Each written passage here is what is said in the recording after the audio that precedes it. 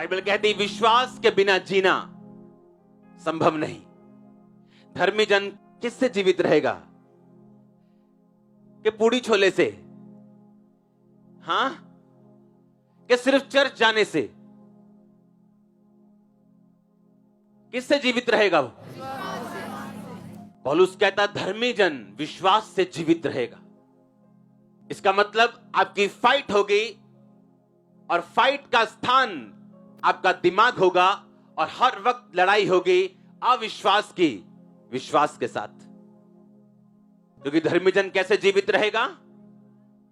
So many questions, बहुत से सवाल, बहुत से शक। ऐसा क्यों, वैसा क्यों? बताइए क्यों? ताकि आपके विश्वास को हिलाया जा सके। क्योंकि शैतान को मालूम है कि धर्मी जन के अंदर जब विश्वास नहीं होगा वो मर जाएगा। पाप की शुरुआत कैसे होती है? जब व्यक्ति विश्वास से गिरता है। शैतान विश्वास से क्यों गिराता है? क्योंकि वो उस व्यक्ति को पाप में और अपनी दिशा में लेके जाना चाहता है। क्योंकि अगर आप विश्वास में रहेंगे और आपको विश्वास होगा कि प्रभु यीशु मसीह परमेश्वर है, तो आप उसके वचन फॉलो करेंगे, आप चर्च भी जाएंगे, आप फास्टिंग भी करेंगे, आप बोएंगे भी, आप पवित्रताई में भी रहेंगे। लेकिन शैतान आपसे फाइट करेगा आपके विश्वास को हिलाने के लिए, क्योंकि उसे पता अगर ये हिल गया तो उसके बाद मेरा एंटर करना आसान होगा। क्योंकि हर वक्त आपकी लाइफ में लड़ाई रहेगी अविश्वास की विश्वास के साथ। क्योंकि शैतान को यह वचन मालूम है कि आप किसके साथ जीवित रहेंगे। पौलुस कहता है इसी विश्वास को दूर करने के कारण कितनों का वो समुद्र में जहाज, उनका जीवन रूपी जो नाव है वो डूब चुकी। इसलिए यह जरूरी है हर एक विश्वासी का कि वो जीवित चर्च का मेंबर होना चाहिए। हर एक विश्वासी का, हर एक क्रिश्चियन का। वो चाहे मुझे दिल्ली में सुन रहा है, चाहे बॉम्बे में सुन रहा हो, चाहे इंग्लैंड में सुन रहा हो, चाहे यहां सुन रहा हो, क्योंकि जीवित चर्च बहुत सारी है दुनिया में। क्योंकि वहां पर आपका विश्वास मरता नहीं।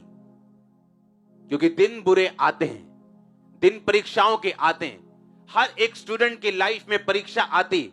ऐसा एक भी स्टूडेंट यहां पे नहीं बैठा होगा जिसने ये बोला होगा कि मैं बिना पेपरों के हर साल पास हुआ हूं। आप एक विश्वासी हैं, परीक्षाएं आएंगी, लेकिन वो संगति, वो विश्वासी संगति, मजबूत संगति आपके विश्वास को बना के रखेगी और आपको खड़ा करके रखेगी ताकि आप उन परीक्षाओं से निकल सकें। क्योंकि शैतान क्वेश्चंस लेके आपके सामने खड़ा होगा और बाय फेथ आप उससे निकलेंगे। जिस तरह मैं निकला हूं, ग्रेस रिसीव करो उस तरह निकलने की। अब बहुत सारे सवाल, कारण क्या उन सवालों का? आपने कभी सोचा कि जब आप मसीह में नहीं थे तो तब इतने सवाल आपके दिमाग में कभी नहीं आते थे? जब आप मसीह में नहीं थे इतने क्वेश्चंस, इतने शैतान के रगड़े झगड़े आपके दिमाग में पहले कभी नहीं आते थे। लोग आपका कभी विरोध नहीं करते थे, कभी आपको मना नहीं करते थे। आप कहां जाते हो उनका कोई मतलब नहीं था। क्या खाते हो, किस लंगर को खाते हो, वो कुछ नहीं पूछते थे।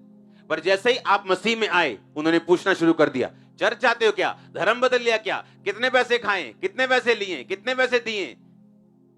क्यों? क्योंकि शैतान को मालूम है कि ये असली डॉक्टर के पास चला गया, उसे मालूम है। नहीं तो पहले इतने क्वेश्चंस नहीं थे क्या? हम बहुत जगहों में जाते थे, कभी क्वेश्चंस नहीं थे। लेकिन मसीह में आने के बाद क्वेश्चंस क्यों? क्योंकि शैतान उन क्वेश्चंस को पुट करता है। क्योंकि उसे मालूम है कि इसका विश्वास अगर बना, अगर ये विश्वास में खड़ा रहा तो ये जीवित रहेगा। उसका फाइनेंस, फैमिली लाइफ, उसका शरीर, सबसे बड़ा उसकी आत्मा जीवित रहेगी। और ये वो नहीं चाहता। हालेलुया। और जब सवाल मन में आते हैं, आप जानते बहुत से लोग उन सवालों का जवाब शैतान को नहीं दे पाते और उसके बाद वो अविश्वास में गिरते हैं और वही काम करना शुरू करते हैं जो शैतान उनकी जिंदगी से चाहता है। अब उनका नाम पीटर, पॉल, पौलुस कुछ भी हो सकता है, लेकिन अंदर से वो जानते हैं कि वो विश्वासी नहीं। क्योंकि विश्वासी जीवन जीने के लिए आपको विश्वास से, फेथ से जीना पड़ेगा। हालेलुया। आपने देखा कि यीशु मसीह के पिता, जो उसके शारीरिक पिता नहीं, एक तरह से ऑफिशियल उसके मम्मी के हस्बैंड थे, वो उसको बोला कि इस पुत्र को उठा और अपनी वाइफ को उठा और मिस्र में चला जा, और जब तक मैं तुझसे ना कहूं तब तक वही रहना, हेरोदेस के मरने तक वही रहना, क्योंकि हेरोदेस इसको मरवाना चाहते। और जब हेरोदेस को मालूम हुआ कि वाइज मैन ने उसके साथ ठट्ठा किया, धोखा किया, तो बाइबल कहती है उसने भेजा उसको कि जाओ और वहां पे जितने बालक 2 या 3 साल के हैं छोटे, उन सबको मार दो। अगर आज उनकी हम गिनती देखें तो वो 20 से 30 बालक थे। उस समय की पॉपुलेशन के हिसाब से, उस नगर की पॉपुलेशन के हिसाब से 20 से 30 बच्चे थे जो उसने मरवा दिए थे। अब मैं आपको एक बात पूछना चाहता हूं, क्या उन बच्चों का कोई कसूर था कि वो मारे गए? तो परमेश्वर ने उन्हें बचाया क्यों नहीं? मैं एक सवाल पुट कर रहा हूं, जैसे शैतान आपके मन में सवाल पैदा करता है कि नहीं करता? वो पैदा करता है कि नहीं? अगर तो वो आपके दिमाग में पैदा नहीं करता, इसका मतलब आप डेड हो, आप जीवित हो ही नहीं, क्योंकि उसको आपसे मतलब ही नहीं, आप पहुंचे नहीं हो वहां तक कि वो सवाल पैदा करे और आपको पीछे करे। वो सवाल पैदा करता है इसलिए कि आपके फेथ लाइन को गड़बड़ कर सके, और जब विश्वास बिगड़ता है एक इंसान का, उसके बाद वो एक मुर्दा है। लेकिन आप कैसे बाहर आएंगे, मैं आपको बताता हूं। आप जानते हैं परमेश्वर हर एक विश्वासी से बात करता है। जितने विश्वासी जेन्युइन हैं, जितने विश्वासी जेन्युइन हैं, बैप्टिज्म ले चुके हैं, पवित्र आत्मा पा चुके हैं, उनसे डायरेक्ट ना सही जिस तरह वो अगुओं से बात करते हैं, लेकिन वचन के जरिए कभी कभी मन में डाल के हल्की सी बात को वो विश्वासियों से बात करते हैं। आज के बाद कभी जज आप नहीं करेंगे कि वो 20 लड़के क्यों मर गए, क्योंकि उसका रीजन ये था कि जब परमेश्वर वहां पे थे, प्रभु यीशु मसीह, तो यहोवा के दूत ने बोला इस बालक को उठा और इसकी माता को उठा और यहां से चला जा। डिवाइन इंस्ट्रक्शंस, ईश्वरीय वर्ड यीशु मसीह के फादर को मिला और वो उसे उठाकर वहां से चले गए और बचाए गए। हर वो विश्वासी जो परमेश्वर के ईश्वरीय वचन के साथ जुड़ा हुआ है कभी मर नहीं सकता।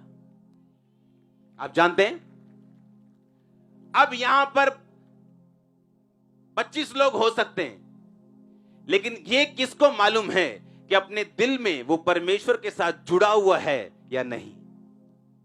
और अगर उन 25 में से 20 लोग नहीं जुड़े हुए और उन पे कोई मुसीबत आ जाए, लेकिन बैठे वो एक जगह ही हैं, तो लोग सोचेंगे ये 20 कैसे मर गए। लेकिन वो 5 जो नहीं मरे, उन्होंने इंस्ट्रक्शंस को सुना और उसको क्या किए, फॉलो किए। डैडी को मालूम होता है कि मैंने उसे उठाना है और मिस्र को जाना है, और उसे उठाया और रात को लिखा मिस्र को चले गए, तुरंत, इमीडिएटली। अगर आज एक विश्वासी को मालूम हो जाए कि मुझे सिगरेट छोड़नी है, छोड़ने में 3 साल लगाता है वो। उन 20 लड़कों से परमेश्वर की कोई दुश्मनी नहीं थी, वो इसलिए मारे गए कि डिवाइन इंस्ट्रक्शन को, अगुवाई को, खुदावन की अगुवाई को लेने में वो नाकाम रहे, फेल रहे। अब यहां पे कितने जन बैठे हैं? वचन मैं सबको दे रहा हूं, ऑनलाइन लाखों लोग होंगे, गुरदासपुर हजारों लाखों होंगे, लेकिन कितने हैं जो उसे फॉलो करेंगे? अगले संडे हम फिर आएंगे, फिर मिलेंगे, सभी मिलेंगे, वही आएंगे और आएंगे उसके साथ, लेकिन कितने हैं जिन्होंने पिछले संडे का वचन फॉलो किया होगा? वो निर्धारित करेगा आप आगे कहां जाएंगे। अब चाहे परमेश्वर ने उनसे डायरेक्ट बात ना की हो कि तुम भी निकलो, पर वो निकल गए होंगे। कोई मामा के घर में किसी को काम पड़ गया होगा, कोई घूमने चला गया होगा। जब आप डिवाइन इंस्ट्रक्शंस, और हम बोलते हैं ठीक है मैं परमेश्वर की बात सुनने के लिए तैयार हूं, क्या परमेश्वर मुझसे बात करेगा? अगर आप बाइबल नहीं पढ़ सकते और बाइबल की लिखी बातों को नहीं मान सकते, वो आपसे डायरेक्ट बात कभी नहीं करता। आपसे डायरेक्ट बात परमेश्वर उस साल, उस दशक में करना शुरू करते हैं जब आप लिखे हुए वचन से इतना प्यार कर लें कि उसको अपना सब कुछ मान लें। अपनी लाइफ को, अपने बिजनेस को, अपनी फैमिली को, अपनी मैरिज को, हर एक चीज को आप उस वचन पे जिस दिन चलाना शुरू कर देंगे, उस दिन परमेश्वर आपसे बात करना भी शुरू कर देगा।